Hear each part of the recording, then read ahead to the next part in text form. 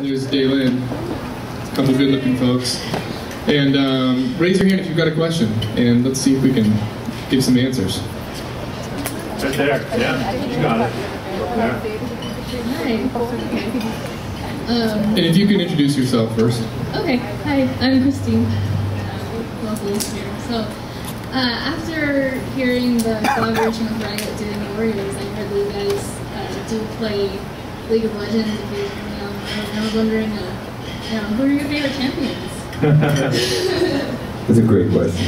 This will apply to like maybe 5 people in the room that play this game. But those 5 people are going to really appreciate the answer. Exactly. I like to play Leona and Braum, tanky supports. Class? I like to do top lane Rumble, but I also have been developing a really obnoxious Nunu support game. It's really obnoxious. Just so you guys know, to give you kind of background Yeah. what's going on right now. Yeah, so we're on the road all the time, basically, and then after shows, a lot of times we'll go to a hotel room at night, and unless they're out crazy partying till wee hours in the morning, but that typically is not our MO as a band. So there will be times when we're waiting and we'll pull out the computer and play like a computer game with each other or something, and there was a particular game that we had played together. And yeah, I like the monkey. So. Do you play it as well? I do, yeah. What's your username? Pup flavor. Pup flavor? Yeah. Pup flavor? Yeah. All right. PUP flavor. Let's check that out. Yeah, that'd be. We're not going to play with you unless you're good, though. Well, it's at level 10, so I don't know. Level 10, okay. I guess I spend those evenings partying. That's a good question. I'm gonna host a Q&A from the buffet table. Yeah. So don't mind me. I'll let the guys pick somebody else to take the next question. Is Mac actually serving himself a plate of food? I saw him go that way. right now. I saw him go that way with his microphone. What is the worst thing you guys have, worst or funniest thing you've done to each other on tour? Let me tell you. Spending all that time. We went through a period there was a period of time in the band when pranks were just like a part of who we were. It was like our culture, and it just got really dark and bad. Like it just took a turn for the worse. Story. And then we like truce. One day we were like, this is ridiculous. Honestly, the worst thing that we ever did, I can't tell you because it's just seriously, it's like just inappropriate. But I'll tell you some of the worst. There was a meat shower. Oh yeah, that was a bad day. No, I think the ham water was better. The ham water was ham bad. water. Yeah. Well, That one took some time too. Yeah. That was a whole day. There was a lot of thoughts in that. We have our buddy plays keyboards with us on stage. His name's Ryan Walker. I'm sure a lot of you guys are familiar with him. He's a good dude. So he's a vegetarian. Sometimes. Yeah, he's a vegetarian sometimes. It's important to say that. He eats chicken and turkey, and he eats like fried chicken. But at this And time, sometimes he eats beef. but at this period of time, he was very strict. I don't think he knows what a vegetable is. Yeah. Anyway, he was going through a period of time when he was really strict about it. And look, we really respect vegetarians. Even though none of us are, my wife is and has been vegan and stuff, so I got mad respect for it. In this instance, we were very disrespectful to it. Well, Ben got his water bottle. It's all me, bro. All me. Oh, was it you? Okay. All me. He took his water bottle and he soaked ham in it for like About 3 hours. for 3 hours. So it was like hammy water. But then I take the ham water out. Well, I leave the ham in the bottle. I take the water from it and put it in another water bottle that didn't have ham in it. And so it has the essence of ham, but not with the ham actually in it. But there was a decoy also. Yes, we also constructed a decoy, a water bottle that had some Szechuan peppercorns in it. So Ryan, could immediately look to his water bottle and be, oh, you guys are playing a joke on me. I caught you, I can see it. Then confidently go to his second bottle of ham water and start plugging. Just warm, like really just. And he threw up. He walked off stage and threw up. He was extremely upset. And I was no part of it. But then the next day, I was taking a shower and I needed soap. And he was like, "Oh, I have this crazy cool like vegan soap. Here you go," and handed me this cup full of like white weird stuff. And I was like, "All right, whatever, homemade soap." And it turned out to be mayonnaise. And so I put mayonnaise all over myself. So then I got it back the next day because I put salami in his pockets. Yeah. Which he was really upset about. Etc. Etc. Yeah, So you can see why we had to put an end to this. But literally, what I'm telling you right now is like a 3 on the. It got to a 10, and it really just got really awful. Where parents were crying, and it was just like really awful, dark stuff. And we were like, okay, we're done with that. Love and respect your friends. Yeah, you have to look at That's the yourself in the mirror at the end of the day, you know. You know what I'm talking about, Ben? By the way, right? I We're not gonna say. I know about the first truths. Yeah. Okay. We don't talk about it. What else? Who else has a question? Right up here. You can just yell it. What is each one of your favorite artwork for the new album? Which is each one of us our favorite artwork for the album? That's a great question. Yeah. Wayne. I like probably The Fall the most.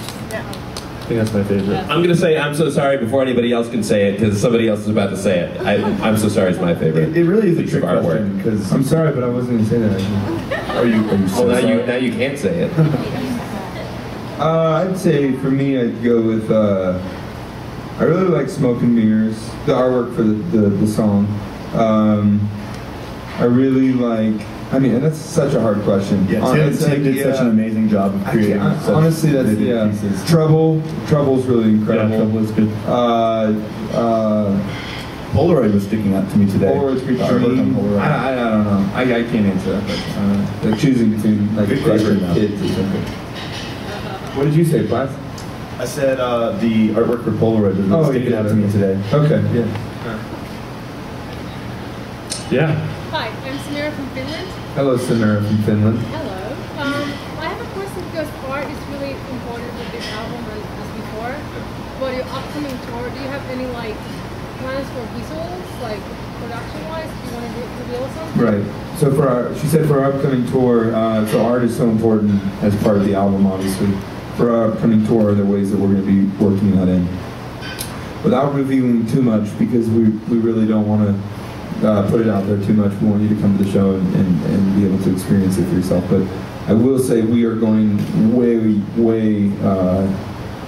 we're getting way more involved with creating an experience with the show. So when you guys come to the show, you'll see what I'm saying. But it's definitely we're really incorporating all the artwork and making it less of just a concert that you go to and more of a real experience. And we're doing some things that I'm really excited about. That I think will be really pushing the boundaries of kind of the live show for us. And yeah, it's going to be really exciting. This tour is going to be very cool, I think. You didn't tell anything, so. I know, I didn't tell anything really. You'll have to wait and see if I Yeah. take it to the show. Yeah. Gotcha. We have a trepidatious. Right there? Yeah. Since you are Give the writing, girl a mic. Yeah, there you go. hi, I'm Amy from the UK. Hello, Amy. Since you're writing music like on tour, did the place you visit affect music you wrote? Absolutely.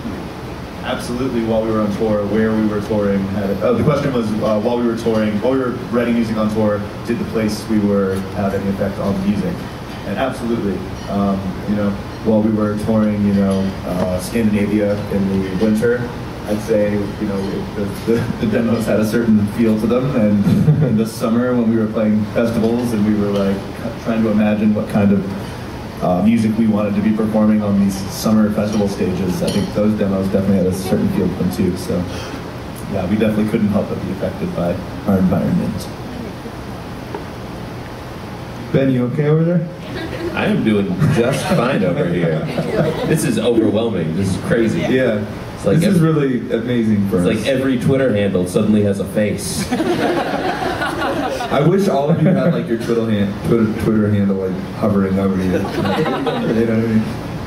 I mean? Yeah, I think this record is, lyrically for me, it's definitely the most vulnerable, kind of raw place I've ever gone, and I think that our lives have changed a lot in the last 2 years.